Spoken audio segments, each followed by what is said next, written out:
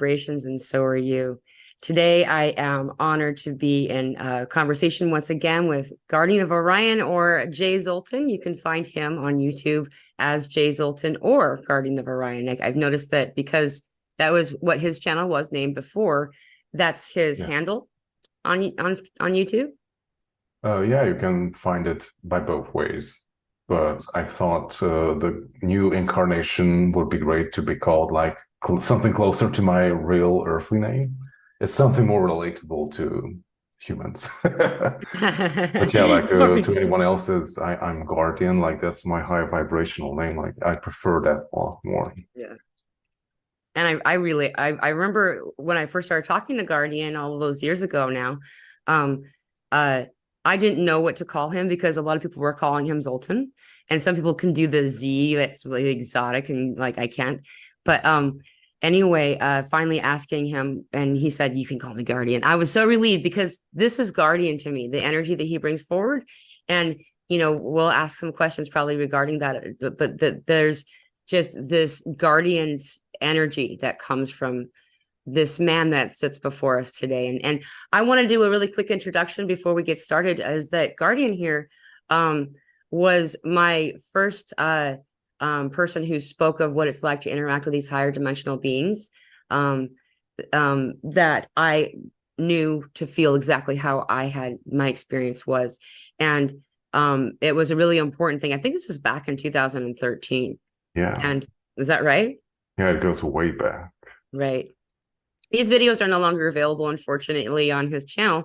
However, I went back and tried to look at some of the earlier videos, and they're no longer. But I wanted to say this because I had no idea that that was the same person. Fast forward down to 2020, I'm homeless with my 5-year-old, and this person's being presented to me, and the energy that was coming for. I didn't see what he looked like. He was doing light language, and it was like a lot of psychedelic kind of colors and stuff, and it was really pretty.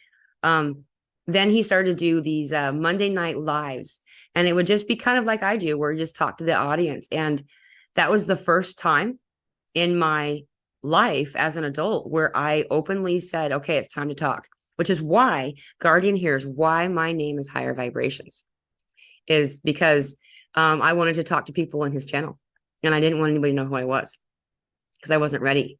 And I, still that, witch's wound kind of concept. Anyway, Guardian here provided the ability for me to connect with other individuals on this earthly plane, as he puts it, and made it so I could have these connections and these contacts. And though I'd been getting encouragement from my guides and a lot of different energies for a long time to do YouTube, if it wasn't for Guardian, I wouldn't have done it.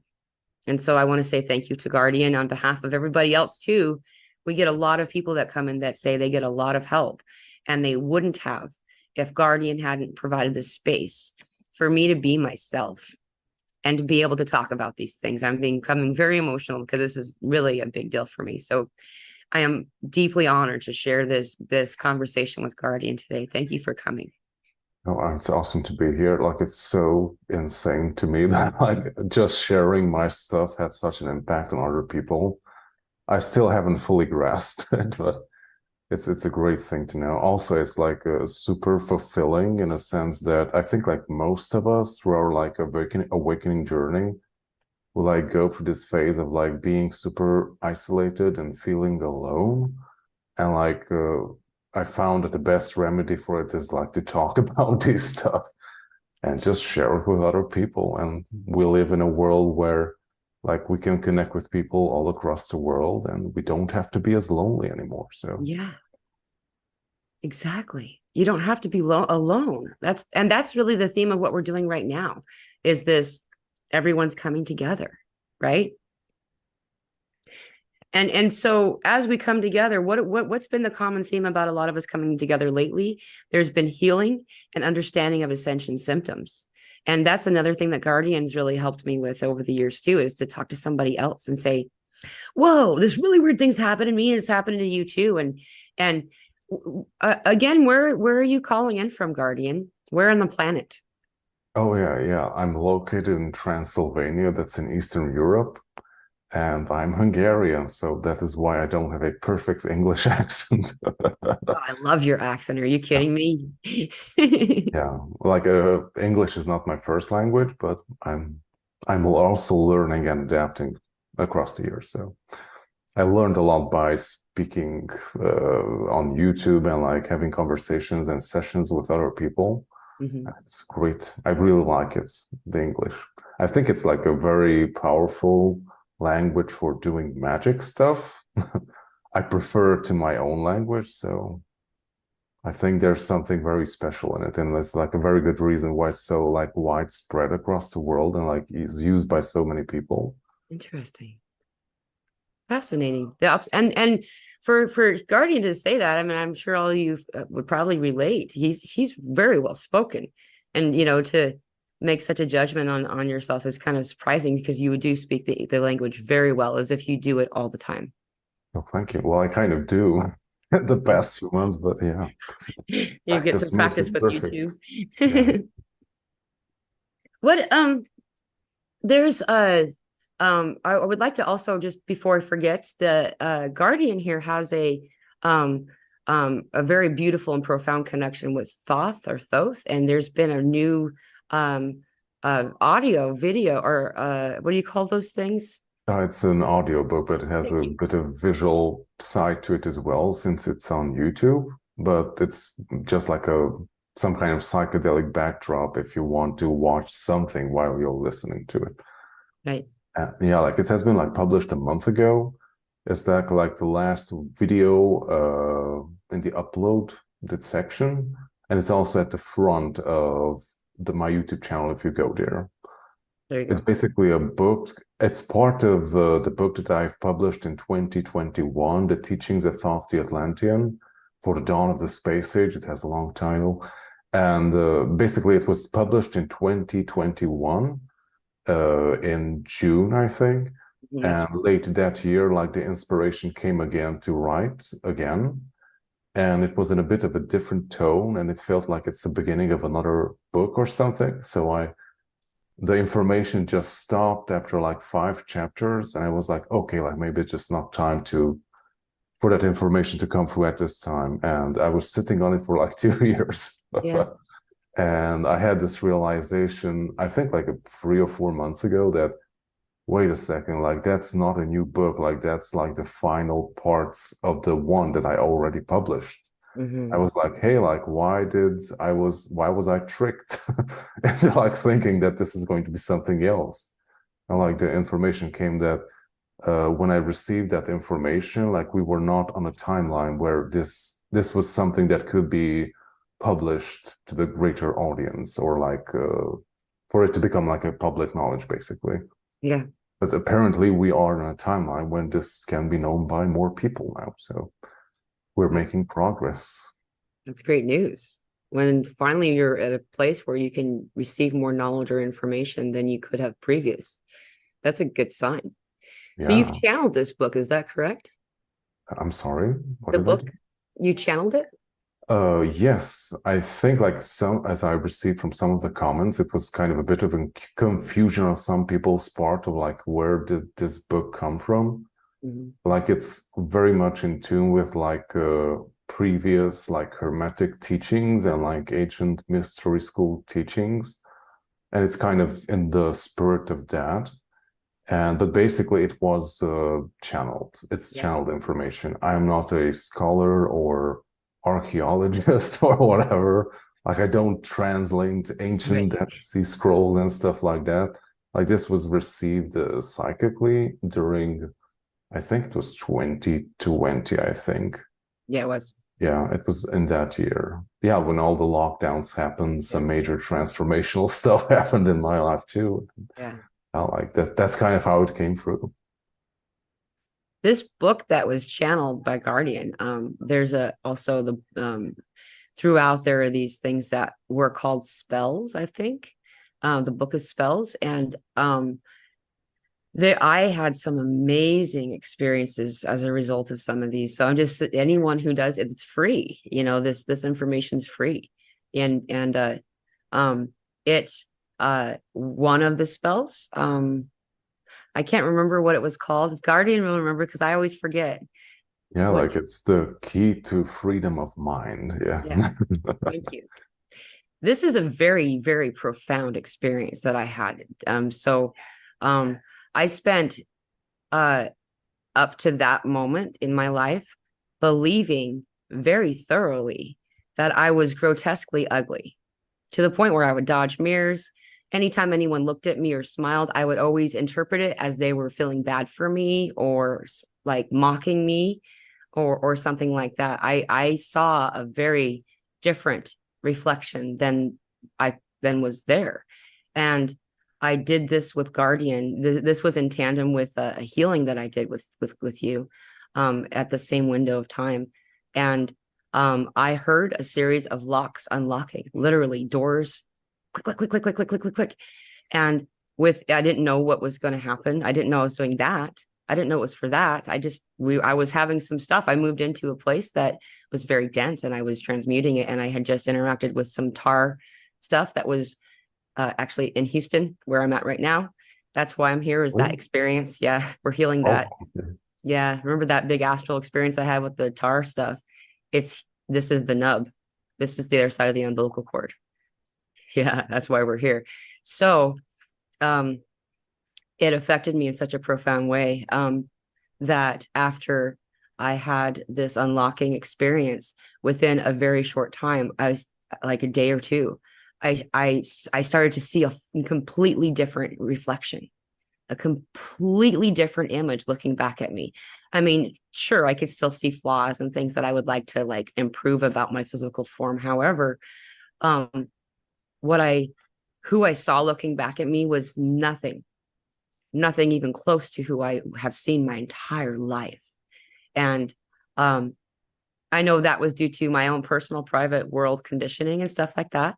I always believed myself to be the ugly girl in the group, wherever group I was in. And that was just who I was. And so when this occurred, that was only 3 years ago, 4 years ago almost. And my life is completely different, completely different. And so if you all get a chance, head over to Guardian of Orion's channel and go to his main page, and you'll find. Also, I'm going to put this information in the comments after we're done airing. You can put comments. yeah, like it was yeah, like I'm not a person that can be like easily excitable, so I'm to some people I may seem very stern and rigid maybe on the outside, but the fangirl really came out and then when he accepted the assignment. I was like, oh my God, like this is really happening. That is so cool. That's so cool. Yeah, like by the way, like you can share the link to my site on the page where there are like all the links to different versions. Like you can read it free as a PDF.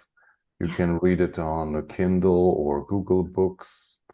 You can even read it in Persian, like someone translated it into Persian. Wow. I'm That's not sure how legit. accurate it is because I don't know Persian, but it's something. That's awesome. So, and this is uh uh taking the emerald tablets. We all knew the emerald tablets were missing a tablet or something, at least one or two. I can't remember how the story went anymore because. I think it's two, maybe, but I don't think it's that important. Right. And so when this came forward, we had been studying the emerald tablets quite thoroughly at that time. And so it was kind of fascinating because it did really fit right into exactly what I'd been getting. As if it was picking up where the emerald tablets have left off in some way. And that's how I interpreted the energy of it. And it was, so if you know the emerald tablets, kind of, or if you don't, perhaps go through the emerald tablets and then pick up here, or just go right to this content. It can be a read alone thing as well. Yeah, like the first chapter is I wouldn't say like a recapitulation of the Emerald tablets, but it's kind of like a quick recap of prior things that have happened before the book's time, I guess. So like there are like certain things that like repeat from the Emerald tablets because it's kind of in the same spirit of that, and it's also like continuing the same rhythm and to a certain extent. Mhm. So yeah, like you can find similar patterns maybe here and there. That's really cool. Yeah, I found it so useful. And so I can say that for me personally, the Thoth energy is very difficult for me to be in presence of. And I'm curious because you just mentioned it. You're kind of not, you're really stable. Like I've actually called you like Spock-like energy before, playfully to your Yeah, face. I'm But wearing blue right now, so hey, is that blue? It's not, he's not yes. wearing black. I thought it was black. No, it's very dark blue. Wow, you have color in your wardrobe. Good job. Yeah, I wear it on special occasions. So Well, thank you for wearing it today. And so how was it to for me when the Thoth energy comes in, because there's no emotion. I feel like there's such a stable, I would rightfully probably put it's what it is the emotion's very stable. But the way it feels to me, it feels at first when when this energy comes in for me, it feels almost AI because the lack of emotion is well, just there like isn't a lack of emotion, but what? well, there isn't a lack of emotion. It's just like, as you said, it is like super stable. Right. Thank you. Well, I'm just curious. So how was it? So because I'm me, everybody, I'm relatively stable, but I'm also very bubbly energy and up and jumping around and stuff. For someone who's a little bit more stable emotionally like you, what was it like to interact with the Thoth energy in this way?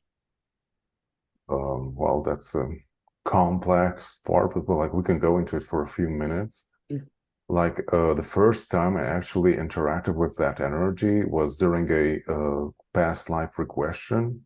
If anyone knows QHHT technique, the quantum healing hypnosis therapy developed by Dolores Cannon, like I was very interested about her work. I have a ton of her books, and in 2013, I had the opportunity to go to a practitioner in Budapest, and all of a sudden, like I went to a past life in ancient Egypt, which was like super, I wouldn't say like, yeah, it was super unexpected, but it made a lot of sense because in my very early years, like when I was like 4, 5, and 6 up until school, Mhm. like I was like super obsessed with ancient Egypt.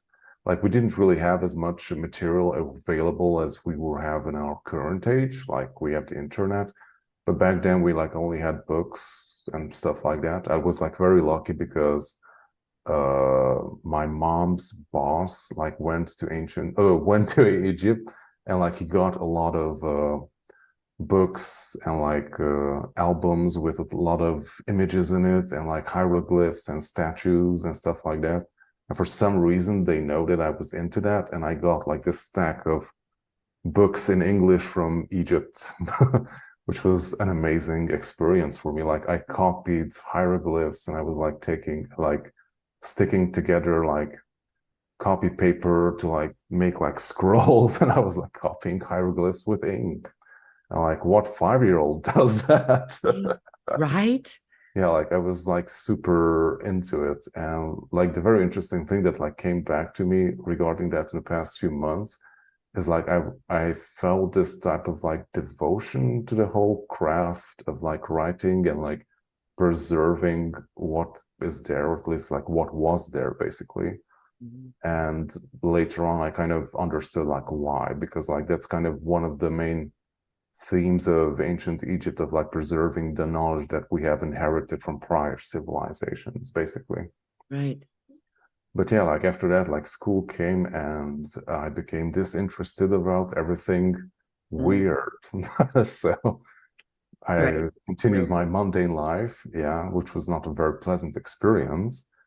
And when I had my regression to ancient Egypt, then yeah, I've seen the Great Pyramid having a large crystal on top, a large crystal. How do you call that thing? Casing? The Not sure. keystone? Yeah, Oh, like a keystone at the top, which was like had its own chamber kind of thing. And yeah, like I also see, and we were like communicating through that. So we were using the Great Pyramid and to amplify our communications with different star systems. Right. That's what we were using it for back then. And when I was in that experience, I thought like, holy shit, I'm just like making all this stuff up. Like, this doesn't make any sense. I'm just making this up. And when I I also, that's when I communicated first with Thoth. Like, I had this experience with him many prior lives before. And it was some kind of, he was assisting in some kind of ritual which assisted me in transcending that reality into like returning to the stars or something like that. Mm-hmm. And later on, I understood while I was like researching Graham Hancock's stuff about ancient Egypt, like not the ancient Egypt that is like taught in school and by Egyptologists, but like going into the esoteric stuff, because like they were really into mysticism. Like, they were not primitives who were using chisels and stones to like create these huge monuments. And yeah, like through that I understood like what I experienced in my regression was this like some type of rite or something that only like, I think the pharaohs or some higher ups basically on genetics wise, like they had it in their, I think in their mythology or something, that whenever like a pharaoh dies, like they return to the stars and like they go through this X, Y, and Z process to return their soul to their origin or something like that. Mm-hmm. And then I kind of realized that I guess like that's kind of what I've seen firsthand. I'm not sure, because like it seemed very tangible and real, but I think it has a lot of symbology to what I've seen. So I shouldn't have like taken it one-on-one and interpreted it in a very logical way as we kind of do stuff. So right. When I took it as being symbolic, it made a lot more sense too. Right. Yeah, like also the interesting stuff about the symbology of it is was like I guess some of you are like familiar with like how ancient Egyptian temples are built. Like they have like different chambers and like stratas to them, and like they're built after the proportions of the human body, for example. So you would like see that you enter, the main gate would be the feet, then you go upwards, and like the holiest of holies, the sacred place where only the high initiates can enter, would correspond with the third eye or the crown chakra. So it was like very interesting that like I waited for Thoth at the gates of the temple, and he like took me through the entire temple, and like we exited at the very end. So you can also take that as a type of initiation or activation to a certain extent. Right. A chakral spiritual alignment as well as and clearing, as well as Not sure. But yeah, like after that, some very weird stuff happens. I'm not sure. Yeah, that wasn't weird enough for y'all, right? Yeah. After that, we went to some very strange places. Where'd you go? Do you want to? I don't know if this is when you talk about this anymore. This is just a Yeah. fascinating By the subject. way, like if anyone's interested, I think you can find this into one of my earlier videos. I did like a cut of all these experiences into one. It's like a 20-minute recollection of the Cool. experience. And basically like he opened some kind of door downwards, and I'm not sure like where that chamber where we went to was, like under the Sphinx or the Great Pyramid, I don't know, but it was somewhere in the Giza plateau, like underground, buried somewhere in that region. And it was just like what you have in your background, like this type of Merkaba shaped interior chamber, which I guess like many of you are know like how Merkaba looks. Like you can imagine yourself being inside of it, and like it didn't really have a floor or anything, but Right. yeah, like we were still there, and it was like made out of like a single crystal block. So it was like a seamless space created out of a very thick crystal or something. And like that's where the ritual took place, which like shooted us. I think there were like 3 or 4 more people who like came with me to the stars or something. But yeah, like we used that chamber to like shoot our consciousness up towards the stars or something similar. Then I found out when I like returned years later, like psychically, that I think it may be the spaceship that like the Emerald tablets talk about. Mhm. But basically, like many people talk about like the Sphinx having a hall of records or something underneath it. Like this could be it, I'm not sure. But if you like interact with the crystal, then you can find like a lot of stuff in it. Because if Mhm. you know like crystals store information, and Yes. you can, if you have the proper access to it, or like you can access it mentally, then you can like withdraw information from it. Right. And the interesting thing is like that crystal or that whole place like has its own consciousness too. So it's not just a block of crystal. Like I think it's something similar to like how we have in like sci-fi movies that you have like a ship and it has like its own. I would. Personality. I mean, some of them say like it's AI, but that's like something organic, like not an artificial construct or anything. So it has its own consciousness and awareness. And personality, like it has its likes and dislikes and energy I'm like not this. sure. I haven't interacted with it that deeply. I've had that experience on occasion. And I actually think that I might have gone to the same place that you're talking about. Though when I went there, I'm not claiming I don't know. I do know that the person that I walked as was Horus at that time. And I was Hmm. much taller than the what would be called humans. And they were really excited and they kept running up and down the corridor and they were like getting underfoot. And it was frustrating because so I just got past them. And like the walls were all gold and they had recessed like things, like drawings and stuff in them. Then we went to the end. As we got to the end, the door started to go away. Like it's there used to have like there was a white glow of light, and then pretty soon there was no door. And you, Guardian, were sitting on a crystal slab, and I went and sat with you, and we went someplace. I told you this story when it happened, or when I recalled it. We went to a place where the light looked like maroon, their sunlight. Hmm. It was not maroon. What's the right word? Mauve. It's like a Hmm. mauve, like a reddish, purplish kind of color. Anyway, I just know it. I think I know what you're talking about when it Yeah, comes like to that that's kind crystal. of the color of that crystal chamber. Wow. That reddish, I don't know, violetish, darker type of crystal thing. I don't know, like if we have that in nature. I'm not a crystal person. Yeah. Some people would recognize it. It could be something artificially created too. So like through alchemy, like combining different types of Right. crystals together on a molecular level to create something new. They Right. kind of did that stuff back then. We just like chisel our crystals. Right. Like that's what the emerald tablets are, right? Their alchemy was administered in some way that made it so it was indestructible. Isn't that correct? Yeah, like I think the molecules don't move. They're like fixed or something. So they just don't vibrate. Like, isn't that's so weird to think because all matter vibrates in order for it to be tangible, right? So if it didn't vibrate, I'm not wow. sure. Yeah, but like regarding the Emerald Tablet stuff, like the more info that I got from it is that uh like I know like people interpret it as like being a physical type of thing that is like somewhere. I mean, I definitely believe that in certain parts in our history it was like create people created a physical representation of that information to have like a tangible source of knowledge. But I think like the real thing is like not physical, but it's like something etheric that can be accessed at specific times by specific people who are like able to access that specific vibrational level in Yeah. their own evolution so they can like unlock the key, unlock the door to that source of knowledge, basically. And I You're guess your like own that's key. how, yes, I'm sorry. I didn't mean to burst out. Please go ahead. Oh, okay.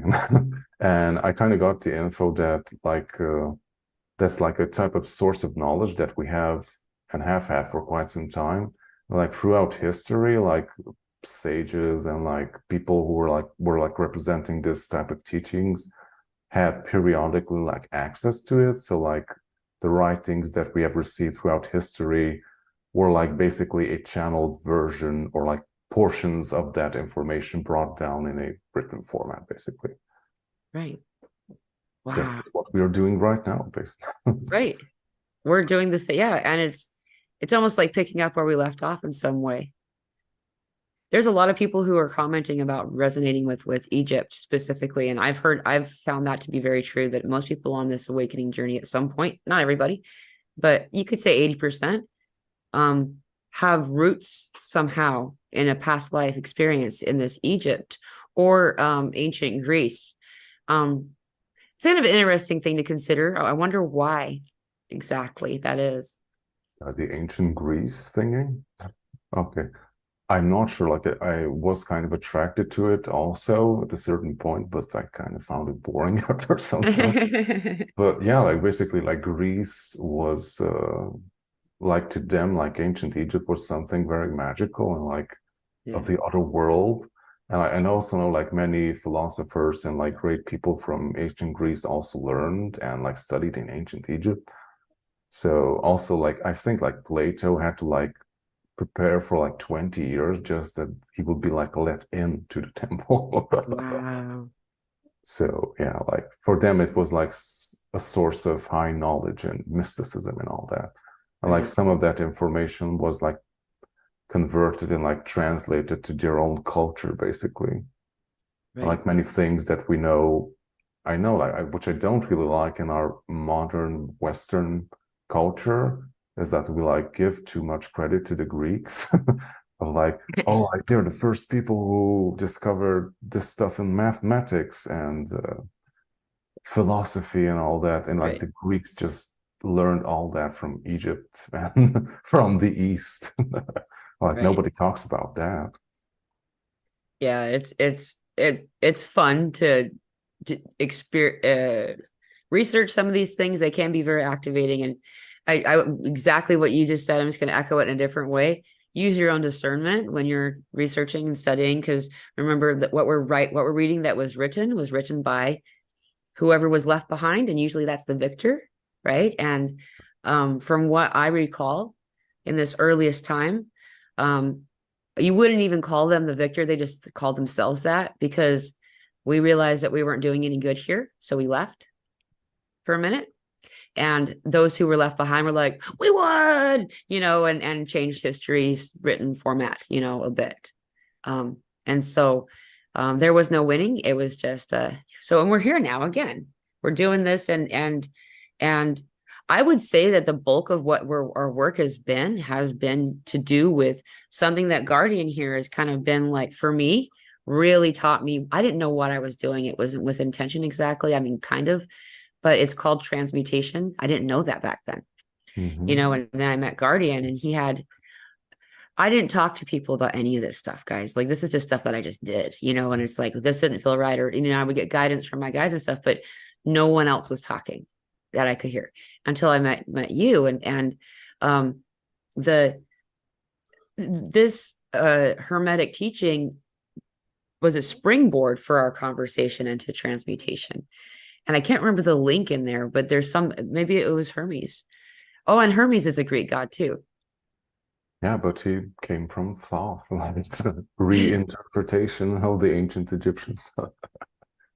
Yeah, you see that a lot. They're like, you look at the Egyptians and also biblical figures. You can find references of the same individual. So like Apollo is Ra, Artemis is Diane in the Bible.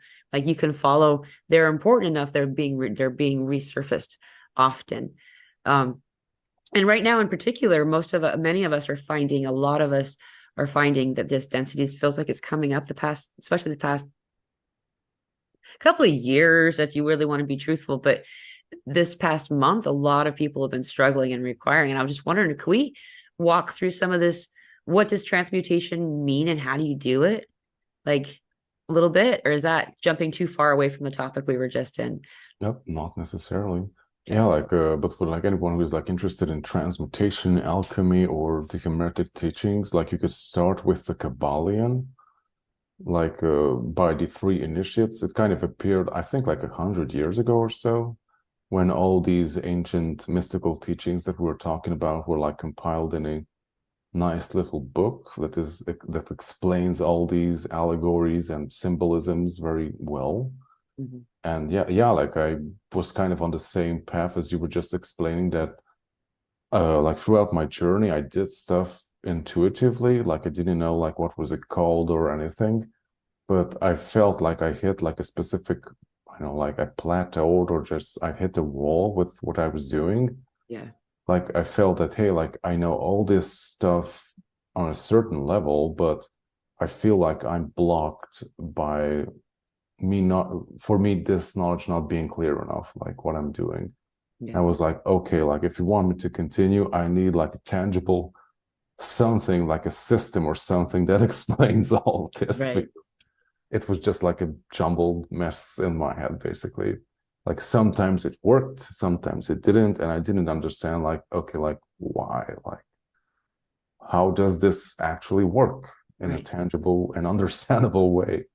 And I think like next day, like the Kabbalion appeared in my life. And it was like, oh my God. So when I was like first listening to it, I think like I listened just to the first half of the whole book, and I was like blown away, like, oh my God, like this makes so much sense. Wow. And like I think the book multiple times like references that like this is not for everyone, and if you're reading this, maybe you had like many lifetimes before to prepare to receive this knowledge or something like that. Mm-hmm. And yeah, like it was kind of strange to me that I never read or had contact with this type of information, but this book claims that this is super complicated and it's hard to understand, and I totally get it. So like, where is this coming from? And then I was like sharing it with other people, and my insane excitement, like, oh my God, like this book is amazing. Like everything is there in that book. You don't need anything else. Like it explains everything. And when I shared it with other people, they were like, what is the big fuss all about? Like, it doesn't make any sense. Like, it's all nonsense. And I was like, okay, like this is really not for everyone. Yeah. That's funny. I can relate to that in some levels too. I think everyone can. That's in this awakening journey. It's just fascinating when your soul calls you to something and it comes to you, that in this way, we don't know how or why, we just know it, and you could be, we have, I think the most examples of this is shown as children because they're the most easy to prove, when you want to publicize something like this, that they don't have any access to, they don't have any logical access to this type of information. A lot of times they call it savant.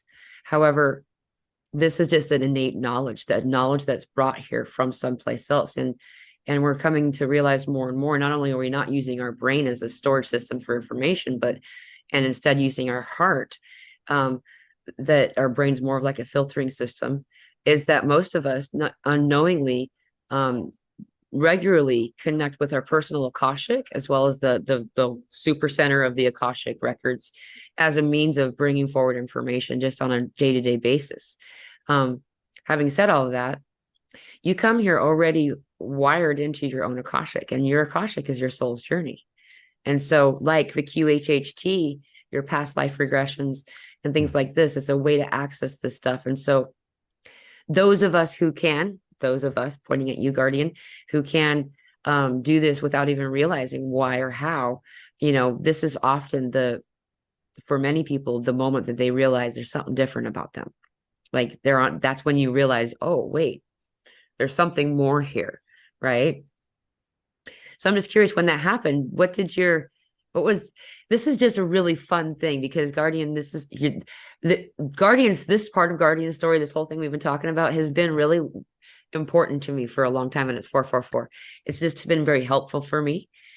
And I've been able to relate to a lot of this stuff, and that, in my personal experience, I found that I went through a period of depression right after. Like I really struggled because I think it's because I realized how many those around me that I did not relate to, and that there was many people that I, like you said, I wanted to shout from the rooftops, like, look. And then there was this amazing. judgment and ostracization almost as a result of it. And I'm just curious what your experience at that time looked like. Yeah, like it's super, I wouldn't say like off-putting, but Yeah, 'cause it's not very pleasant when you have these all these amazing experiences and you don't really have anyone to share it with. So Yeah. yeah, but yeah, like what really helped me with all of that is like sharing my stuff on YouTube, basically. Like Right. I wouldn't dare to talk about the stuff about with my family, but I just tell the rest of the world Right. Yeah. and hoping that they won't know about it. So Which is yeah, why we start with handles. You were Guardian of Orion. yeah, exactly. Like that's why I haven't shown myself for I think like 1.5 years or so. So Right. Yeah. And it's really so any of you who, are in this experience, that's something that you can do. And that is definitely the theme of the decade is speak your truth, be your true authentic self in whatever way possible. And commenting or this is how I met the people was on Guardian's channel. We'd go live and I'd jump on the comments and we talk and we share email addresses and then you can delete it right after the person got it and just that kind of. And before we knew it, we were doing Zoom meetings and having camaraderie. And now there's a Telegram group that has like 444 people on it. Wait, excuse me, 444. Yeah, I said it right. I was going to say 1,000 because 144,000. And I just wanted to be sure I didn't say it wrong. I didn't want to overpromise. But these types of communities, and they're everywhere. They're everywhere. In fact, like right behind the curtain here, hiding because she wants to hear it. It's really cool. I'm going to reveal you, Liv. Viv. I called her Liv just now. So sorry, Viv. I do that with everybody's names. Is that people are coming here to this area to connect that we met because of Guardian. You know what I mean? And so yeah, dude, like you that happened because of you, and because of what you provided. And it's the ability to speak your truth. I turned into higher vibration so I could say what I needed to say without worrying about repercussions. Most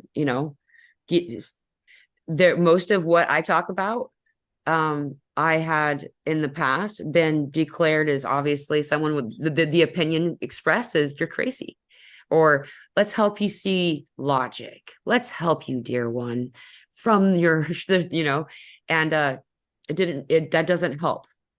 What helps is to talk to people who know it, who get it, who also know exactly what you're talking about. Well, you were talking about Egypt, same. People are popping up. See, that was done and you spoke your truth. So speaking your truth and activating that throat chakra is a big deal. And then there's this activation that just happened. And I'm just going to leave it at this and then go back to Guardian, is that letting in the light of God through the chakra right at the back of your head. This is your neck. This is your head right there. And it moves through forward. I found right now, that's what it wants to do right now. This is like a thing. You see the white light moving through and it just goes. It does move and spread through your body while it's doing it. Something's being released this way. So in meditative state, this helped my throat chakra. So in a meditative state, allow that just visualization. You know how we bring the light in from God and up from Gaia and stuff. The same thing here. Just that chakra back there and let it go. This is unblocking, unclogging something. So there's that side note there. But how did you start so was it just YouTube? Or did you just jumped on YouTube and you start making videos, or did you start to, wow, you're so much more brave than me? yeah, like I think it was in 20. Hey, when did the lockdown start? In 2019? 2020. 2020. Okay. So by that time, I was like receiving some very huge activations in the year prior too, but still was like sitting on everything. And at the beginning of like 2020, when I was like doing my meditations, I like always got this like strong impulse, like, you have to start your YouTube channel. You have to do it. Like, no, like I'm not doing that. So, but no, you really have to do it. I'm like, no. I think it took me like 3 months or so to actually start. Yeah. And I'm not sure like what my first videos were, but I think like you can find the first few of channeling stuff.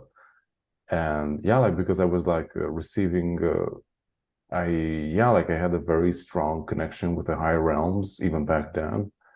And I was like, hey, like I'm sitting in all this great stuff and like I'm not sharing it with anyone. So Yeah.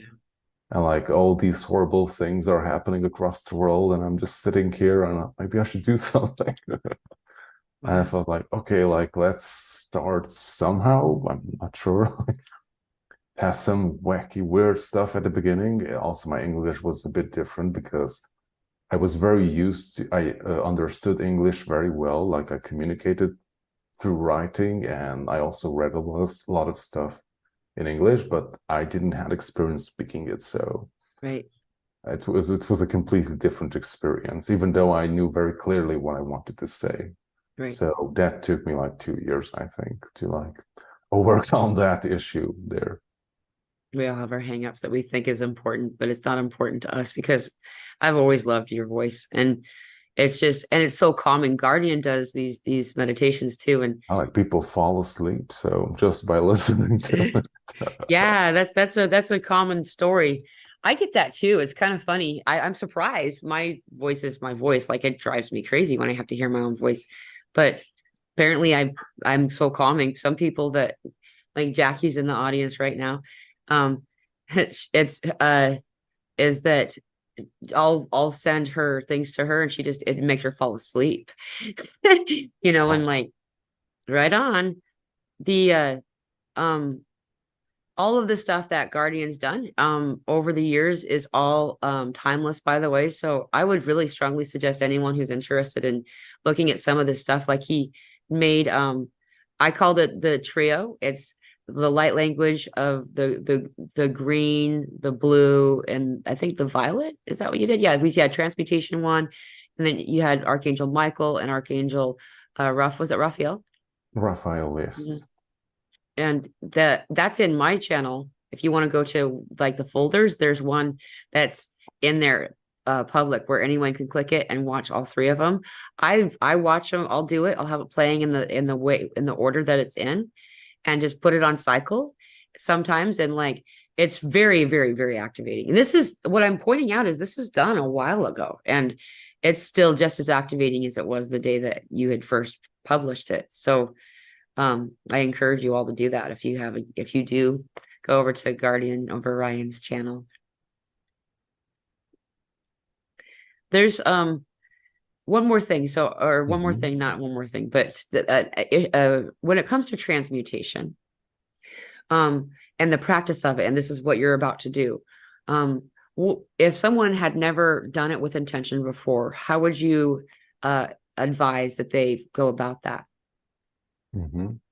Well, basically, what is transmutation is like taking something that is what you don't prefer, for example, like an uncomfortable energy, but it can be anything. Something that you do not prefer, and basically, through a higher force, transform it into something that you do prefer to have, Mhm. or release it, or heal it, basically. And like also, what your Hermetic teachings are talking about is that you can overcome the effects of the lower realms by vibrating on the higher.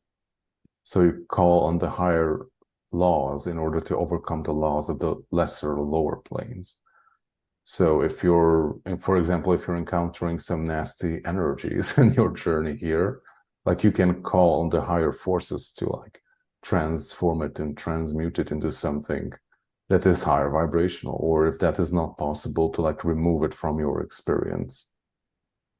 Yeah, Right. like in a very rough, like very crude example will be like encountering some unpleasant beings, and like you can call on, for example, Archangel Michael to like take over the experience and like maybe help that specific being to heal or transmute their own stuck energies.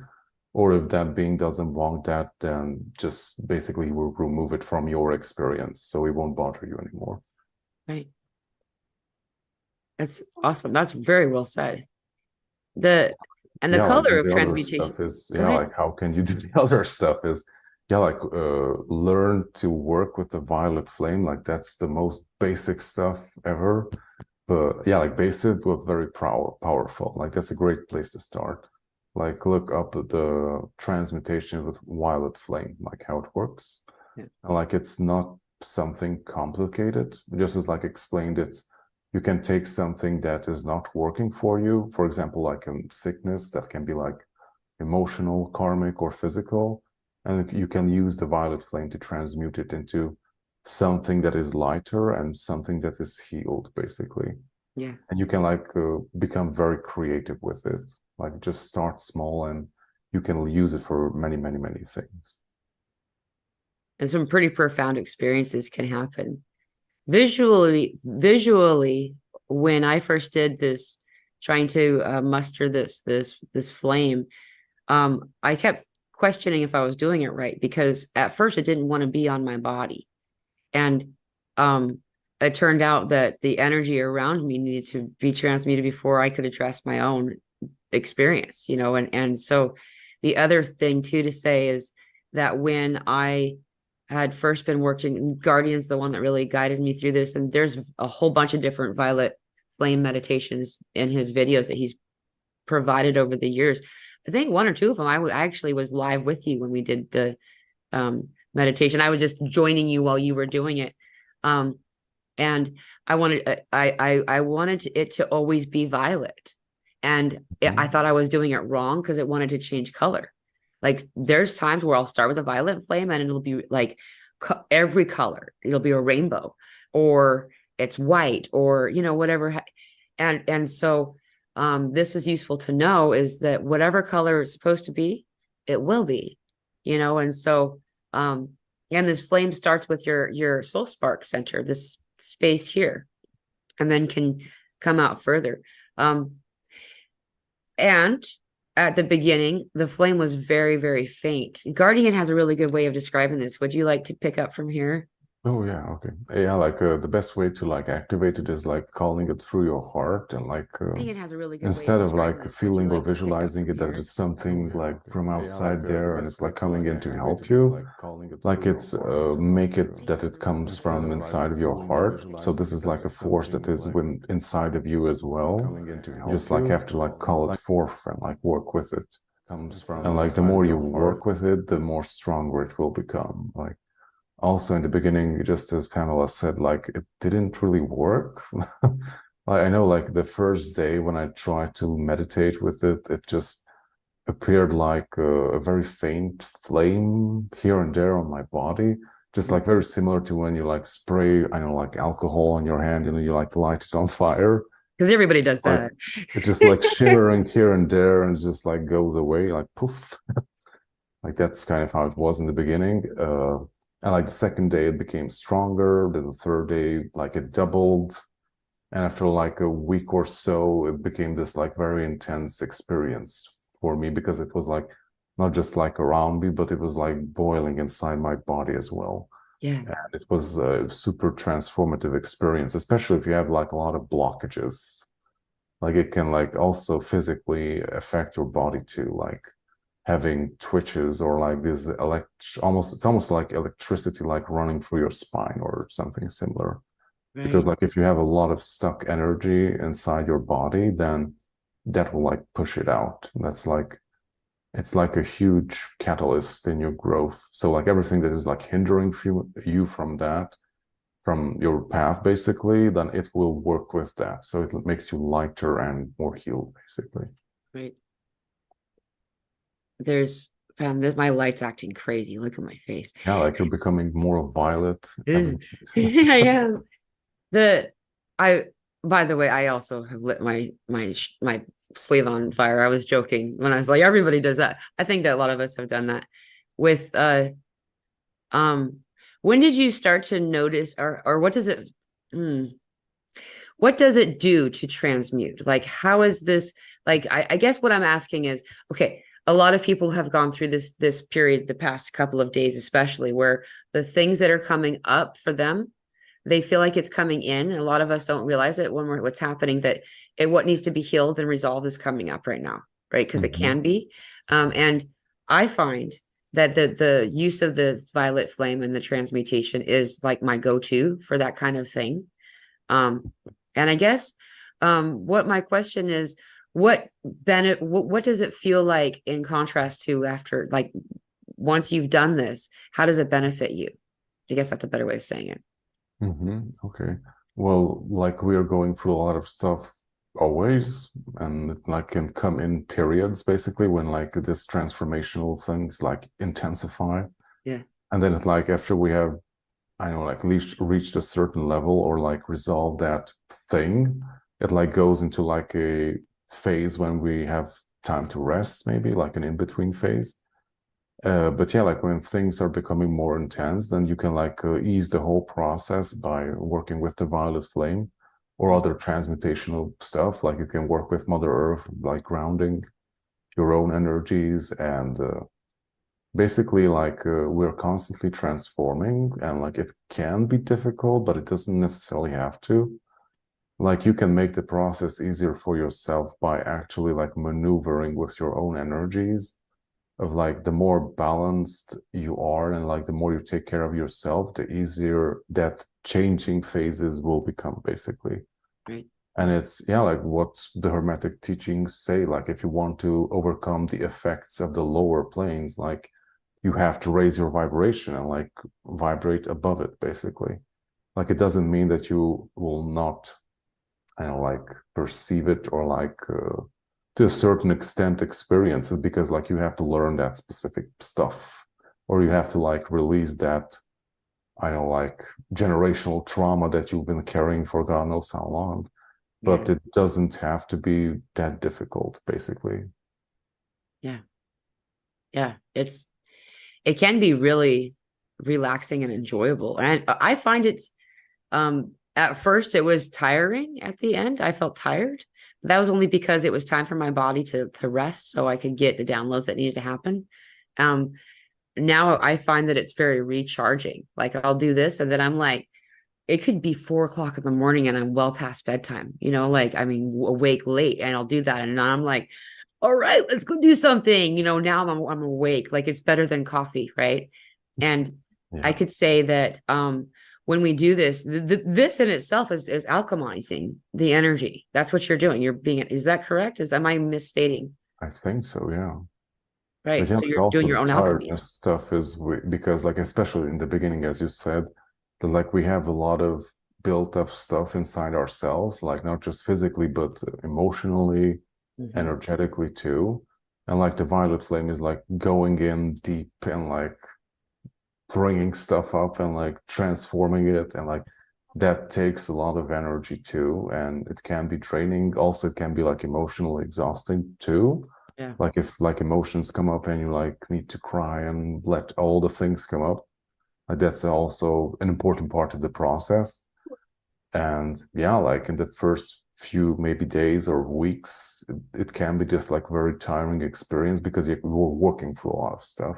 Right. But after you have like worked through that dense part, then as Pamela said, it can be like this chill experience. Well, I'm just recharging, or I just have a few hiccups here and there, and I just have to transmute those. It's not a biggie.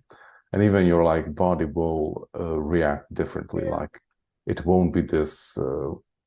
I don't know, like it's almost like your electricity is running through your body. Like that's the best analogy I Yeah. can find, Yeah.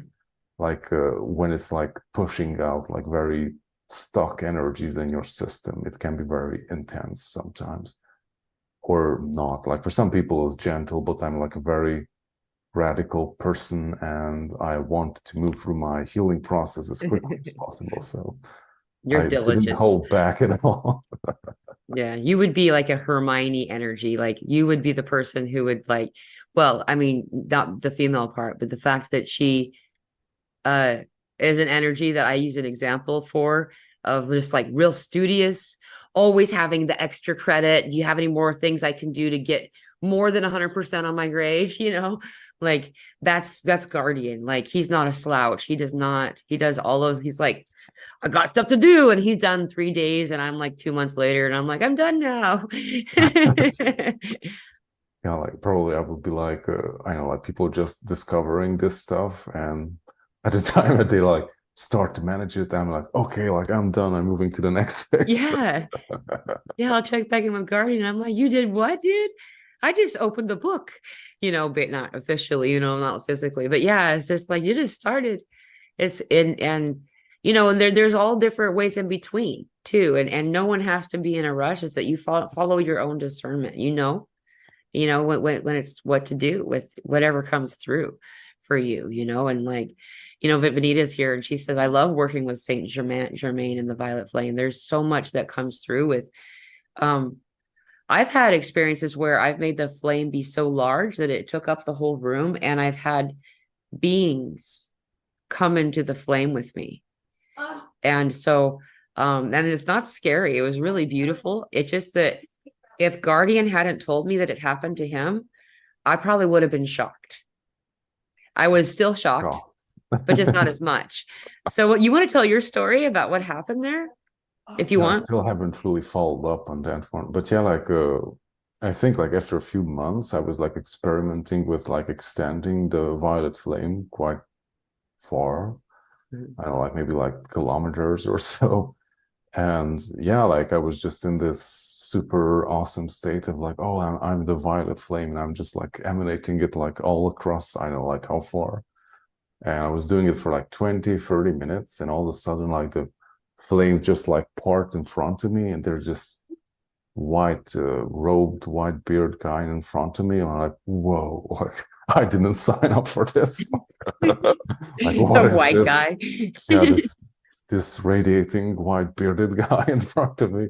I was like, okay, I'm done. I'm going to the kitchen and like make tea or something. Then I like later found an image just by like casually browsing through some site on the side of that bearded guy with the violet flame. And the image said it was like Melchizedek, but I haven't really followed up on that Wow. much. That's a really cool energy to have come forward. And it before, because you didn't know what was going on, you know, not all of us know who's coming forward, because I can say from my experience, when it comes to energies, you can call it spirit. I say spirit as like a broad term of like, that's everybody, you know, spirit works, or whatever word you want, is that most of the names and titles we've given these individuals isn't what they call themselves. So they don't really care what you call them. And when someone doesn't care, I don't. That's just how it works for me. So therefore, many of the energies that I was interacting with, I would eventually assign them nicknames. Like Archangel Michael was Bob for decades, you know. That's my favorite Okay. story, because I had no idea. Everybody's talking about this person, Archangel Michael, and anyway, is that the first interaction or the first moment that you saw him, you didn't know who he was. You had thought he was somebody else. And this happens to everybody, is why I wanted to bring that up. Is that okay that I pulled that forward for this? Yeah, sure. You know, so you thought perhaps you might have been Saint Germain or somebody that you didn't know who it was, and then you were guessing and didn't have any idea for real. And then one day when you were meant to know who it was, what it just popped out in random searches that you weren't really pursuing. Yeah, I wasn't searching for it or anything. Right. Probably still have to follow up on that lead, so we will see. Right. Right, exactly. And yeah, Vanita has a really good point. She's like, plus they appear so that they don't scare us.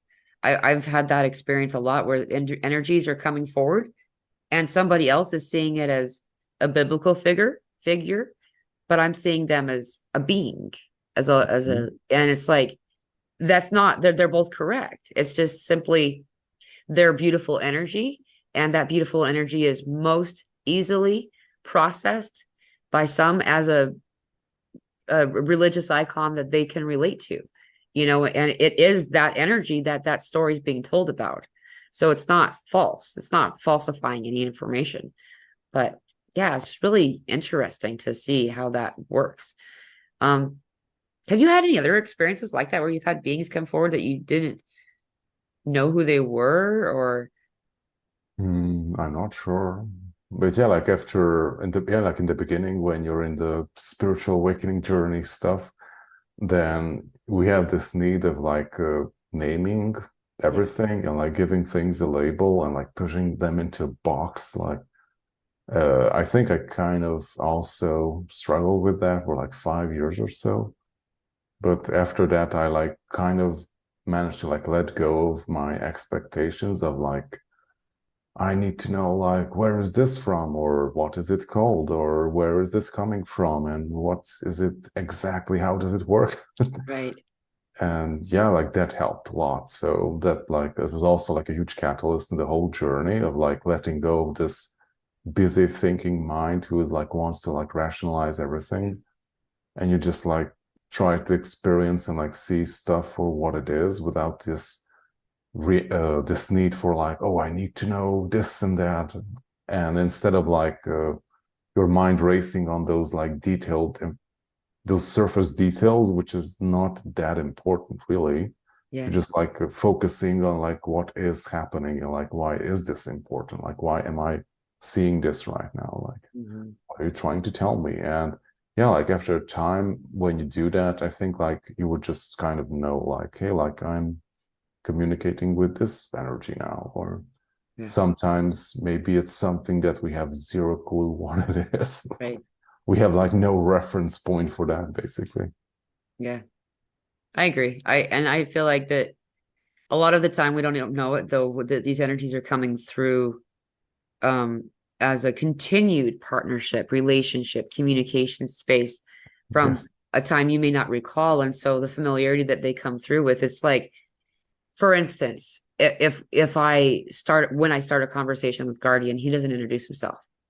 And I don't call him, his name very often, either. It's just we are talking to each other, in conversation. And so it's not as important as we put importance on these things, and the Fenya's here. I just want to point this out because I'm going to forget to read it. Hi, Fenya. Good to see you. She says, Pamela and Guardian's Violet Flame meditation you did together was wonderful. Can you maybe do a new meditation again together sometime? And I think that would be lovely. We'll see what happens. I can say that my life is now moving in a stasis state, starting like right now, moving into the end of the festival. So that's the 11th. So for the next couple of the next week, I'm going to be here, and then I'm going over to live in Arkansas next to the Crystal Mountain. And so from there, we could connect and do stuff. I think that would be lovely to. Okay. Guardian and I have had correspondence about possibly doing something together in a more regular way again. Yes. Yeah, I would love that. I know that it's 1 o'clock in the morning, like 1:11 in the morning for you right now. Is it possible to stay longer, or do you want to get closed Yeah, up? we can stay longer. I feel very good. Okay, cool. I took some ginseng, so Good job. I'm on steroids right now. I hope I can go to sleep afterwards because tomorrow is Monday. So Right. Yeah. yeah, like, but how long can we stay for? Like maybe half an hour or up until 2 a.m. or so? Typically the show goes for an hour and a half, but we can go as long as you want. We can literally go as long as there's nothing else happening on this show today. So Yeah, as long as Thoth kicks us out of his Zoom account or something. I don't think he will do that anytime soon. Okay.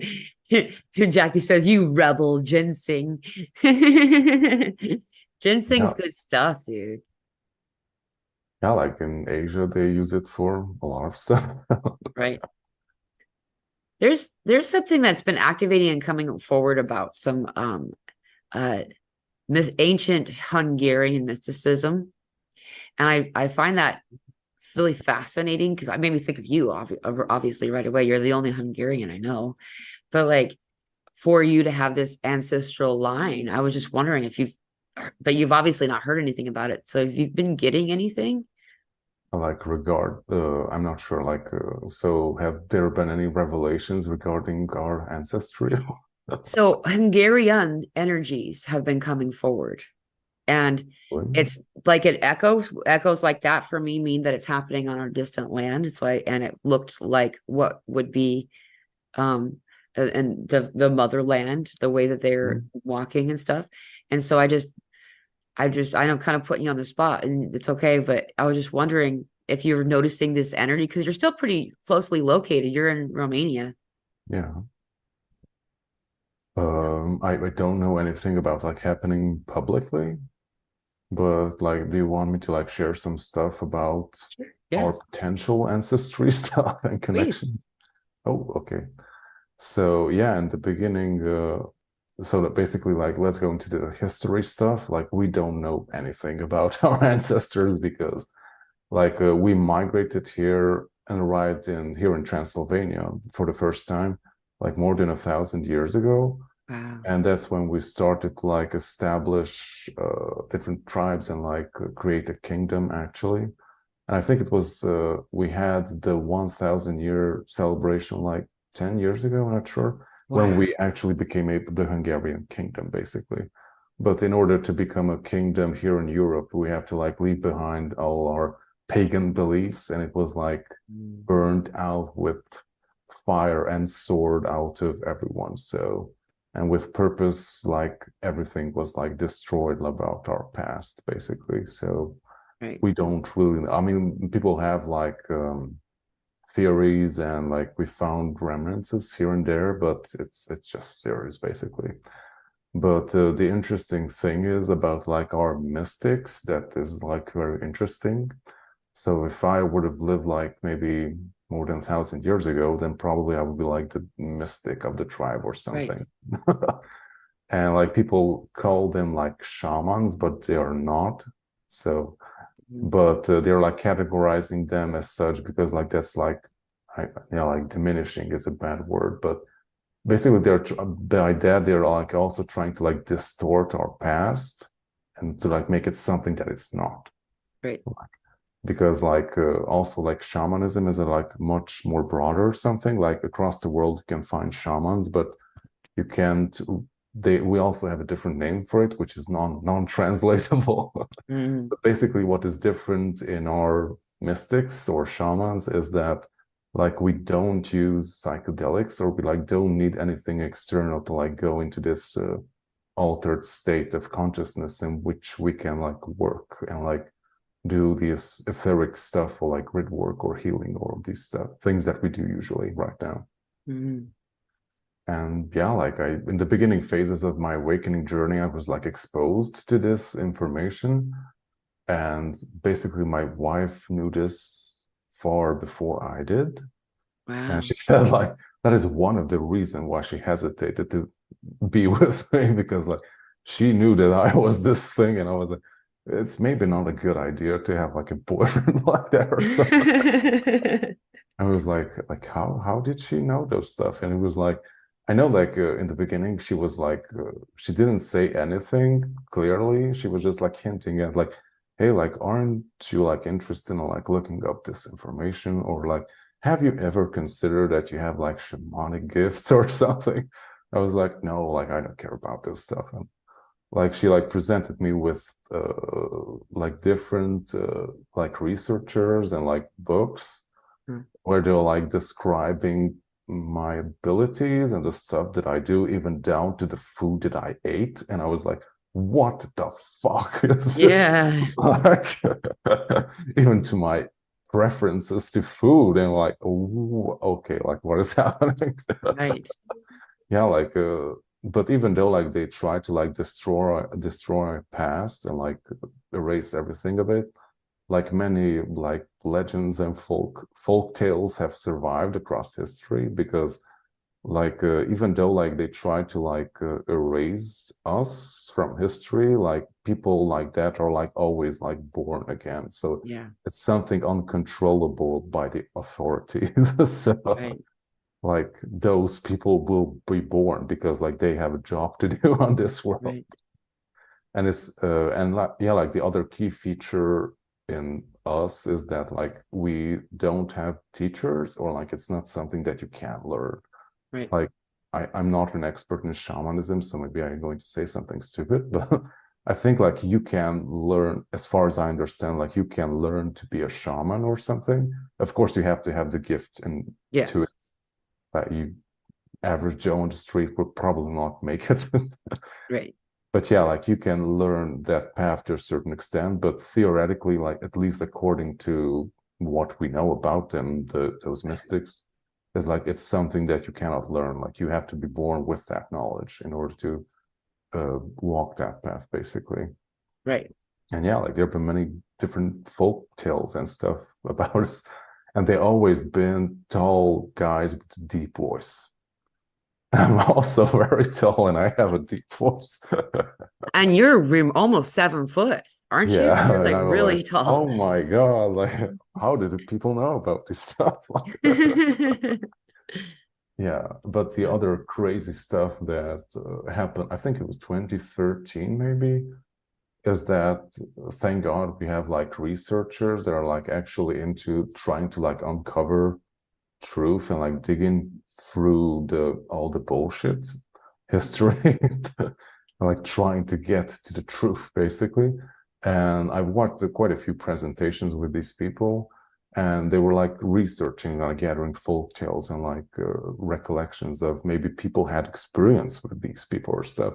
And they actually found a I'm not sure how old he was, but he lived relatively, I think like maybe 100 kilometers where I live now, Whoa. like an elderly gentleman Whoa. uh, who was considered to be one of these mystics. But yeah, like he was Christian because like people here are very religious and superstitious. But yeah, like he had these abilities and he was like regarded as a healer basically in the community and the region. Wow. And he was like talking, it was like an awesome thing because like they actually did a kind of interview with him, but this was like an old footage, I think from the 70s or 60s. Mm. And back then, like we had communism here, and like religion and God was not a preferred thing around here. And I think I talked about this with you in the past that we had, oh, how do you call that festivity after, I think like 40 days after Easter, like Pentecost or Passed over? I now when they Wait, received the Holy Spirit. I What know what is you're that? talking about. I know yeah. It's yeah. Somebody else is gonna write it in the YouTube Okay. comments for me, I'm sure. But yeah, so Okay, so basically that uh it's not a festivity. What do you call that? So that occasion, yeah, like that's a very celebrated thing around here. And we have a sacred place. I think it's like 1 hour's drive from where I live right now. We have many sacred places connected to Mother Mary in this region and in right. the whole of Transylvania. Like she is our guardian, basically, like in the of this region. She's the guardian of this region. And yeah, we have this festivity at that time each year. And like the sacred gathering place for it was in this region, which I talked about. Yeah, like people can research it, although I'm not going to say the name, the Hungarian name right now, because probably people will not be able to write that down. But yeah, like it had, I think it had like a 450-year-old tradition of like creating this sacred gathering at that spot of like people coming together and praying together to Mother Mary. And of course, this was not a favorable thing in the communist era. So Right. to pray to Mother Mary. So they did everything to like prevent that. Then they went to the extent of like having military outside there, so anyone who would come to the site would be shot on sight. So To keep them from Mother Mary. yes, Wow. okay. And this elderly gentleman talked about that when he was young. I'm not sure how young he was. Like he received the call that you are going to go to that place on that day. And like, holy shit, are you mad? Like, you're going to kill me? Oh my gosh. Like, okay, so he had to go to that place on that date, and like he was like describing, I guess like it was in the ether or something with Archangel Michael and Mother Mary, of like I'm not sure like what it was exactly, but basically like he saw that the armies fell or something like that, and like for some reason, like in the coming days, like the Communist Party decided that it would be beneficial if they would leave people to go to that place and have this sacred gathering, because like it would be good with Western cultures, like to show some positivity towards other countries or something. Mhm. So they started to like let that festivity happen, and it started to like grow and grow. And it even in past years, I think we had like hundreds of thousands of people coming there, like from all across the world, Wow. like 3 years ago we had even the Pope visit the site. Oh yeah, I remember you Yeah, telling like which me was the that. first time in history that the Pope came to Transylvania. So The first time ever in history was last year yeah, that the Pope came to, not last year. I think it was 3 years ago. I'm not sure well, when it very was. recently. That's very significant. Yeah, and the other thing about it, when I was like listening to that, I mean that interview with that elderly gentleman, Hmm. I was like receiving this huge rush of energy, like, oh my God, like I have to go there. Yeah. It was like an insane experience of, I think I was like crying or something, like, holy shit, I'm called to go there too. Wow. Because like we had some very serious issues with the weather and that location at that specific time. Like Yeah. even though like they had to like let people go there, I think like there was a lot of interference in the whole thing because like the whole event like became like synonymous with horrible weather conditions Really. of like always having storms. Like I heard stories that there were like people in 1 year they had, how do you call it when ice is raining? It's called A freezing rain is what we. hailstorm or whatever. Oh hell yeah, hail. Yeah. Yeah, it For was became like for. hellstorm because they were like raining, like these big blocks of ice were raining Oh, in the sky. whoa. And like I don't know like how many people were like took to the hospital, taken to the hospital because like they were injured very badly. A lot of people got injured that day. And I didn't know about that. I just only thing that I knew that I have to go there on that date. Right. And yeah, like I did some stuff there too, like energy wise as well. And the interesting stuff is that since we went there that day, we had awesome weather. So for the first time in history. Wow. Yeah, like the other thing that I wanted to share regarding it, I think I haven't told anyone yet, but that year I did like an activation with the eternal fire. Like anyone who is like willing to receive it would receive it in 2013, and there were like only, I don't know, like maybe dozens of people who were like activated by it. And last year when we went, I think it was the first year since the lockdown, since we actually had the real gathering. Mm. And that's the first time I went there since the lockdowns. And I did the same activation with the Eternal Fire for people. And the awesome thing is that more than half of the entire audience had already had the activation with the Eternal Fire. So, and Wow. we had like hundreds of thousands of people gathered there. So that's a lot of people. That's a huge difference compared to 2013, Right. just in 10 years. What a progress story Yeah, and too. I was like, holy shit, like, Yeah. wow. I Whoa. wasn't, I didn't even believe it when I was seeing it, like, wow, like, I was not expecting that. Yeah. And then did they know you as well? Like, did you guys recognize the Eternal Flame activation people? Did you all recognize each other? I don't think so. Like, I move in the shadows and I You're don't like pretty, to be seen. you're kind of a ninja. I noticed that about you over Yeah. the whole time. You just kind of like, here I am. Nope. Yeah. And I shapeshift too on the astral, so you Yeah. can't find me or recognize me. You always look different when you come to me. Every time you don't look like you, though each time I could tell who you are, but it takes a minute because you always look very different. Sometimes you look incredibly ET, like nothing. I mean, there's humanoid like body, but very, very different each time. And usually Guardian brings me these um pieces of shield. You can call it armor that's gold. It's like thick, but it's like not heavy at all. And you don't have to connect it to it, just goes. The last one Guardian gave me was my throat chakra, and that was um just about the time, if not exactly the time, a week after I started my YouTube channel. Was when and I don't think you remember these because I remember telling you about them and you're like, that was really cool. But like Yeah, I remember the armor stuff. Yeah. yeah, you don't remember Yeah. this? Yeah, I remember the golden armor thing. Yeah. And many people have people like this in their experience where they come through for them. They come through and they provide them with stuff. They're different characters, they're different people, they're different figures. But the same is true for what we talked about these other religious figures, is that whatever's the most comfortable for you will come forward. So Yeah, it's like, even if you see me, it's not doesn't mean that it's me. yeah, Maybe it's a higher aspect of me, and that higher aspect choose to represent itself through that form because you know what that is. right. Yeah. I've had that experience too, where I've been, it's very obvious that my presence helps somebody, but I don't have any recollection of it. I've had people say that to me where I've been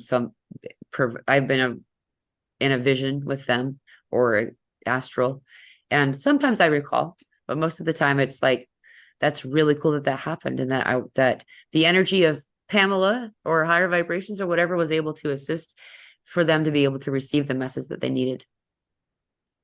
Yeah, or get some activations. Yeah. Like that's what we receive also with just like maybe listening to each other, or just you see that guy or that specific person on a video and you're like, wow, like Yeah. I get it. Or like you receive this huge aha moment. Like we have I know, like we came in to like activate each other as well. So Right. Yeah, definitely. And we always find each other. You don't have to look very hard. Like Guardian came to me in 2013 the first time, and I remembered him as a teenager. When I, oh, yeah, I was yeah, 21 or so. you weren't that young but the memory of you, of who it was that I watched this video with, I wouldn't have described you the way that you actually were. When I found that video, I was taken aback. I was like, this is the video, but I remembered you as a much younger person than you were in those videos. The point I'm bringing up is that, whoever and whatever is supposed to come forward comes when it's supposed to. And so you going there when you did, that's an amazing story, Guardian. And that's only the beginning of the story. You can tell too, is that there's more happening from it as a result of what occurred. And this, I haven't talked to anybody about this Hungarian stuff. It just started coming through like the past 3 days for me. And it's like they're dressed in like what would look like, you call it barbaric, I suppose. I mean, just not real. There's not a pants and a shirt. It's a peasant dress wear. But they're scattered and they're all running through a grassy place that looks damp, like Ireland. I would translate it as Ireland because I understand that landmass area, but I'm sure there's places in Hungary that are similar to this, like a war field perhaps, or some place. They're all running and they're not standing next to each other. They're all scattered and they're all kind of running. Not running away or anything. They're just like, yay. It's like they're coming back from someplace, like being hidden, and like if someone opened up the prisons for a war, what do they call it? Prisoners of war. Mhm. That's kind of how it feels. So it's just really cool to hear that there's really, in a physical way, things actually occurring in this way where liberation's being had, and this hidden stuff, like Vanita said too, thank goodness for oral tradition, spoken tradition, the way we share. Otherwise, this culture, this truth of the Hungarian people could have well been lost in many ways, more than it was, I suppose. Yeah, like Until also for in the I'm not sure how you call that in English, but during imperial times in the Habsburg dynasty, like children who had like extra, I don't know, like a finger or something, like they had to be killed on sight. And like that's also the other thing about these mystics, that they always had something extra, like an extra toe or tooth, or maybe another six. They had like six finger or something. Like they had it in law that like any children that is born like that had to be killed on sight. Like they didn't like competition, I guess. right. That's fascinating. Do you have anything extra? I'm not sure. I guess my teeth have like five roots, so maybe that. Wow. Well, you got an extra foot of height. There's that. Yeah. There's that's fascinating. It's the same story that we hear from, or a similar story, but I would say it was a much more ancient story than the one I'm going to compare it to, is the Native American, Indigenous, First Nations people kind of story of like the reason that there was such a massacre is they were actually trying to get to the what you would call mystics, the shaman, and in particular the female, the elders of the female tents. And so the warriors and even some of the children would stand between these invading Europeans and the grandmothers. And so that's why the slaughter was so immense, is they were trying to get to these sacred keepers, is what it really comes down to, you know. And so we hear witch trials and we hear things like that, but that's just one example. It's throughout all culture, and now's the time that we're all incarnated here again to bring this information back, you know. And it's never been gone. And also there's always been somebody incarnated here to anchor it. Always been given this message, is that there's always been somebody living. But we have more and more people who are able to access it and like anchor it even more. Yeah. Yes, exactly. And the more that we ground it, the more accessible it is to ourselves as well as everyone else too. Yeah, like that's kind of the point, that it becomes accessible for more people, like for a larger audience, because like so far it's been like generally for few selected people. I don't know, like because it was like such a niche type of information, or like so hard to understand or access, that like very few people were able to actually do it or like understand it. But now like we're going in an age where like these types of things will become like common knowledge. So it's not like a hidden stuff or this mystical unknown thingy, but like actually integrated information that we are able to use in a practical way in our lives too. Yeah. And the other way that it was translated, is just because it's, you know, everything is exactly in the right timing that it's supposed to be. Is that the example I'm given a lot, is a lot of this knowledge was put on a high enough shelf that we had to be tall enough to reach it first. So the kids won't reach it. Right. You know, and so for the longest time we had been in adolescence, or we were infantile. We were not able to emotionally, in a mature way, handle a lot of the things that are coming through for us at this very moment, that's been coming through for some time, I would say. And this activation brings about clarity and understanding. And I'm finding that as this happens, more and more of my emotion base mellows out more like a Spock-like energy than it was before, you know. And so that's fascinating to look at what happens. Yes. I don't know, it's kind of a side note. So what is there any other do we miss anything in regard to assisting people in this manner, for this topic? I'm not sure. Yeah, like transmutation is a really good one, and just like I know, like being patient of like with the whole process. I know, like I guess many people, oh, my candle just went out. Okay. I'm going to have some smoke here very quickly. Yeah, like I think like many people in the beginning are like super impatient of like hey, I want to know all this stuff and like have all these gifts and things like that. But like try not to have that as a focus, but rather like just work on yourself to be clear and healed as possible.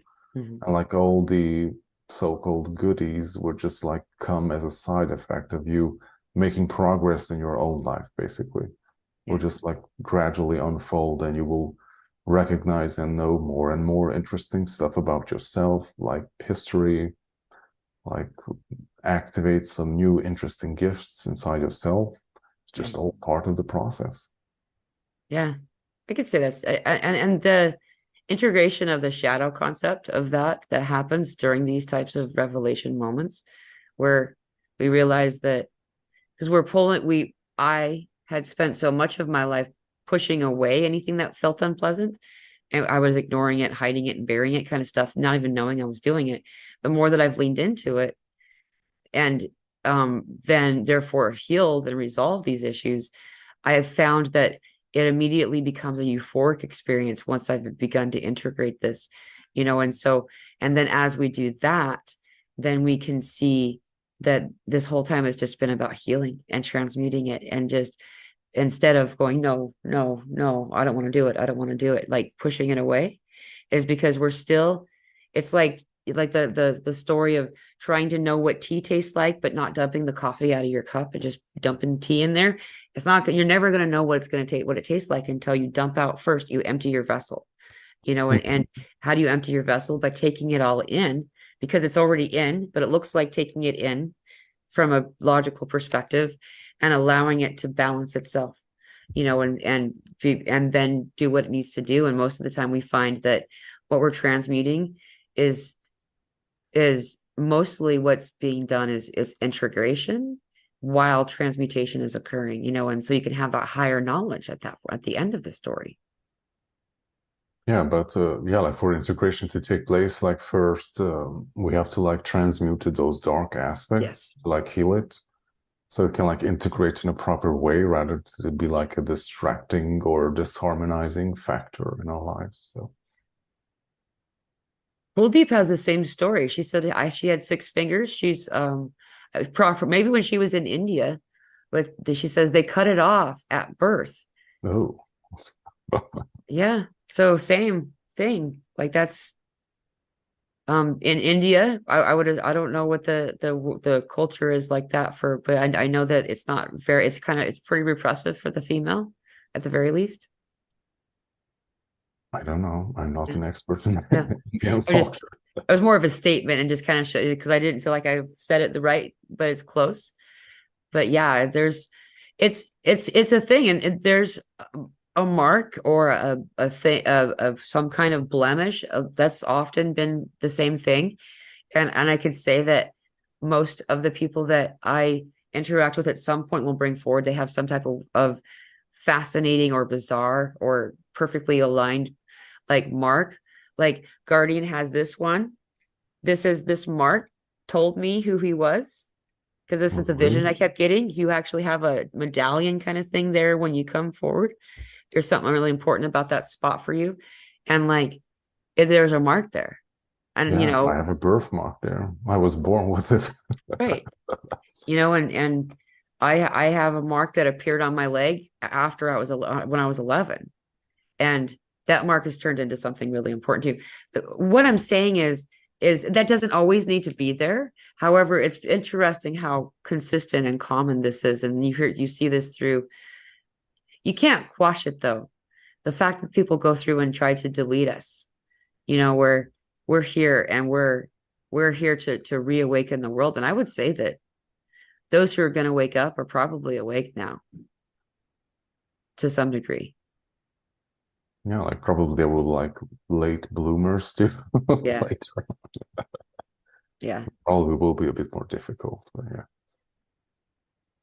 It's going to be amazing to see. And very soon when we go to this place, the part of that has to do with the story is that when we go to the Crystal Mountain, we're going to activate ourselves, and then it's going to help. It's going to cause a wave through the planet.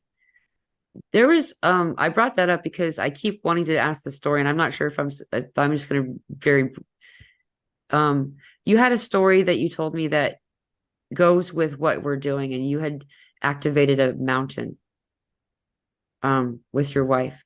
Is that okay if I bring this up, or is this too? Oh yeah, yeah. Yeah, like we have many weird places here in Transylvania, which I found out later. I didn't know that I was surrounded by weird stuff here. Like we have again like folklores and like legends of like dragons living under the mountain. Cool. Like weird paranormal stuff happening in certain mountains or caves or forests. And yeah, I'm not sure when it was like, I think it was in 24, no, it was in 15. Yeah.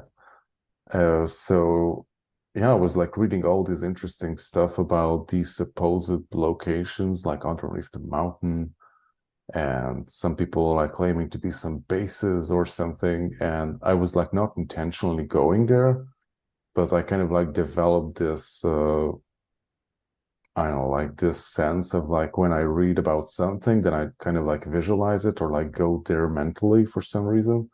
Mhm. And I was just intentionally like going there and probing the location. And while I was reading about and just like poking around underneath the mountain, like all of a sudden, just like the whole broadcast was just like shut. I just, all the visuals were like cut all of a sudden, and I just like seen these snake eyes in front of myself for like 2 seconds. And I was like, okay, like I shouldn't have gone there probably. And yeah, like Right. after that, some poking around during the nights happened of like having some unpleasant visitors. Like even during the day, I sensed some presences while I was walking on the streets, like it was like something following me or something. And basically, like I was poking at a certain spot, and like they were poking back Yeah. at me. So when you're like certain places are not just guarded physically, Right. but they're guarded on a higher level as well. So they're guarded against like intruders or like anyone who would like to spy on those spots, basically. Right. And so I kind of dealt with that after like a few days after it became very weird. I dealt with that, and that was about it. At least that's what I thought. But in that period of time, like I wanted to propose my girlfriend, like she's my wife now, and I was like searching for the perfect spot, and I remembered that there was this city, like an historic city, where there are like castles and cool buildings, and she had like some cool experiences there in the past. So I was like, hey, like we could totally go there. And she was like, yeah, like we should totally go there. And I was like, okay, it's done. I'm booking a trip or a hotel or something. And since we didn't have a car at that back then, I was like, I don't care where it is. Like I go to the bus and it takes me there. So who cares? Right. So we went there and we like spent a few days there already, and the hotel was up at the top of the mountain, up above the city, basically. Yeah. And we missed the, I don't know how you call that thing that like skiers go up through the mountain, The like ski lift. Ski lift. cabin or yeah, something like that. It's a cabin that goes on the ski lift or something. And we missed the last one, so we had to like get a taxi and like to take us up the mountain because like it's quite a few kilometers through the forest with bears and Uh, wildlife. And so we do that, and it was quite a boring trip. I think it lasted for like an hour, maybe less. And you have these like local taxis, and they have like these tourist brochures in them to like sightseeing stuff or things like that. And I was like going through it, and I recognized the mountains. Like it had this very specific name, and it had like a cave associated with it, which had like very strange stuff happened there. And it was like all these folk tales were woven around that place. And I was like, I recognized the picture, what I've seen on the internet as well with that place. And I just took a look at the map and like realized like, holy shit, like the hotel is on top of the mountain. oh my I'm like, gosh. okay. That was unexpected. Yeah. And like, yeah, like did some clearing on the mountain basically. But by the time like I got there, like it was almost like there was nothing there anymore. So Yeah. I'm not sure what exactly happened, but it was felt very empty when I got there. But I kind of seen like megalithic stuff underneath the mountain. But yeah, I couldn't really see much about it. It was intentionally kept dark for some Yeah. reason. That makes sense. I mean, I have had the similar, I mean, not that's a really awesome story. The when we do remote viewing or astral, we go to the same location on a different energetic plane. And Mm-hmm. so we see things, and sometimes to me, and this is just me saying it, it feels like we're going to a different time when we're in this remote viewing or astral Oh sometimes. yeah, Like yeah, you so can travel in time too. So mhm. So you're going to at a place going to the same place where the energy that's left behind already or still is already there or still there sometimes. And so like I've done the same thing. I've done a lot of underground work over the years. that I've done in remote viewing ways. And then I'll end up there in a physical way. And it just feels like just regular, empty. It feels hollow. Like it feels like it's not as solid as it should be, but there's nothing there anymore energetically. It's fascinating. Yeah, I'm not sure why I went there, but I guess like maybe I cleaned out the rest of Yeah, what was there. Not I'm sure. sure. I'm But yeah, sure. like we have these very strange tales of certain mountains. Like another one is to the west, basically. And I'm not sure like how legit the whole thing is. Like there's a story around like the 70s, like that miners, it's basically a gold mine. And that miners found, man, like giants of skeletons of giants or something. Like Yeah. that's the folk tale or something, the gossip about regarding that place. But what really happened is like, at least what we know about it, that the mine was closed down and like the KGB came down from Moscow to take over the site for some reason. So Wow. they found something, supposedly. But what is even more interesting, like this was in the 70s. And like in 2013 or 14, we had like this huge protests because this Canadian company wanted to like buy that mine, which was a gold mine, and they wanted to like extract gold by, I don't know, like intoxicating everything with cyanide, basically. Basically, they would have like killed the whole environment in that region. And like Right. there was this huge protest across the country to like stop that from happening. So even if like nothing was there, like what an interesting coincidence that like a Western huge corporation like wants to buy up that specific area to like have it all to themselves and like do Yeah. whatever they want there. So maybe there's something more to it than just like gossip and stuff like that. Right. And I 100% don't believe there's any mountain. The way we describe what a mountain is, every single one of these large hills, mountain, there's something about it that whether it's something that's gone or something that's still there, there's something about these places that energetically pull us because we know what to do in those moments. And you're brought there for that specific reason. Also the giant thing's a big deal. Like it's a and I been getting a lot of stuff about these giants and the revelation of them, like bringing forward the truth of them and that they've been a real thing for so long. It's been going on for a couple of years now, but it's getting more and more strong and then now, like you said, suddenly, at least around here too, is they're talking about these giants now, this specifically giants. That's the moment that this is what we're supposed to be, whatever, looking over here at for whatever reason. People are talking about giants instead of whatever else is happening. But this is an old story. We're being reminded of old stories so we can remember the truth of the moment, right? And like, you know, and to bring something so beautiful as the proposal of marriage to your wife or your girlfriend at the time, to this healing, like that is full on heart chakra activation if there's nothing else, right? Like that's beautiful. And that you didn't even know you were going there. Like you were meant to be there. And all of these things, that's what happens. Your story's so cool, Guardian. We could talk for 5 hours and not be done, you know? Probably. Yeah. There's and Elsa, she's the decoder. She comes in, she says, minders for minders, mind closed down. Wow, so much coming through from you two. Thank you. Thank you, Elsa, for joining us. I've missed seeing her. Yep, 5 years later, 5 hours later. I don't know what that reference was, but so that's so cool so then you asked your girlfriend at the time to marry you.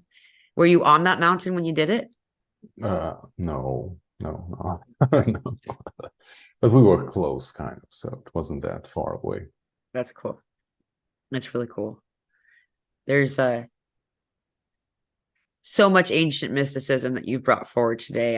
I'm sure that people are going to have to rewind it a bunch of times. Is there anything that we missed? Like I feel like I keep feeling like we should go back to the Hermeticism a little bit, and I also want to go back to Wow. the Hungarian thing a little bit. Like there's so many things that And we kind of burnt out all the Hungarian stuff. Okay. Yeah. I only like was preoccupied with it at that time. Mm. And since then I wouldn't say like I left it behind, but I like really like transitioned out there Yeah. with all I know like ancient Egyptian, like Atlantean stuff and all that. It's Right. like way beyond the Hungarian things. Yeah. I feel you. I feel you. I would say that why I'm so it's 555. Why I'm so fascinated with it right now is that um you said a lot of important words that were floating around that for me that needed to come forward just then too. For whatever reason, my mother started to refer to me as Mystic Pamela is what she calls me. And so and I find that word that you use to be really I know that that's not the literal translation. And would you mind saying the word? The Hungarian word for it? Oh yeah, it's called Tartus. Datos. Did I say it right? Sort of. Not No, I really. didn't. Nothing close. Will you say it again? Tartus. I'll try when no one's listening again. Okay. Oh, by the way, you can find it on Wikipedia. We don't really have much about it. Okay. That's really cool. And for anyone who wants to connect with Guardian, you're not doing sessions right now, is that what you said? I will not do it this year, but maybe the beginning of January weekend. Yeah. Awesome. For anyone who is interested, Guardian is a amazing practitioner, and um, I would I wouldn't send anyone to anyone else, to be truthful. Like Guardians, where I'd send them first. Anyway, first is the right word when it comes to this type of thing. Someone actually asked me earlier, Melissa asked me how I got through that facial. I can't even. It turns out there's a term for it. She wrote it. And it was in the book that Guardian here channeled.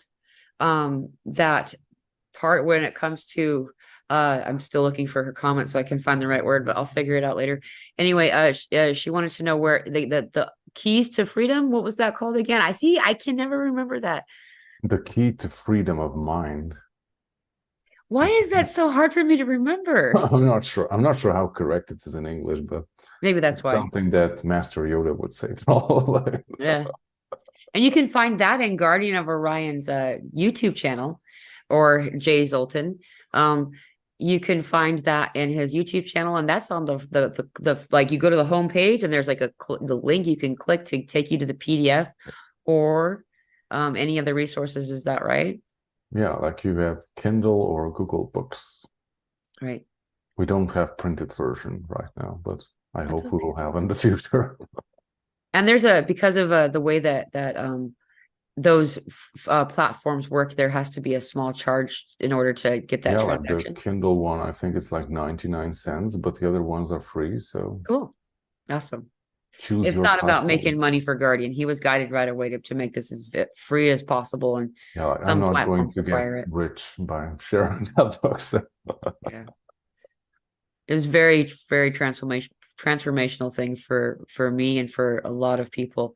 So if any of you do get a chance to, I strongly suggest that you go over there and check it out. And if there is any um mentor that I would point to say that who was the most pivotal assistance for me in my reawakening journey and then coming out into the world, it was definitely Guardian here. And I just want to say again from my deepest heart, thank you so much.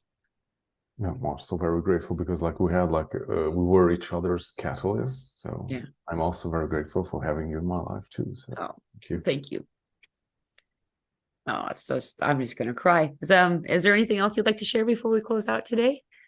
I'm not sure. I think we're good. Okay. Well, thank you so much for joining me and being my guest today. I really appreciate it. I Awesome know to be it's like here. 2 o'clock in the morning for you, and you're just a trooper. And this is a morning person doing this. So thank you very, very much. Yeah, like And I purposefully overslept today up until like 9:30, so I good. can be here. Well, thank you for doing that. And you guys can expect to see us. working as more of a team in the future. I don't know what we're going to come up with, but I know that it's something that we've been talking about doing for a bit. So you can look for that probably after the new year, perhaps. Awesome. Can't wait for that. Me too. Well, thank you, Guardian. I love you. And I love you all very much. Thank you for joining us today. You're not alone. Just keep going and try some of that transmutation. Yeah, you will enjoy it. All right. Thank you, Guardian.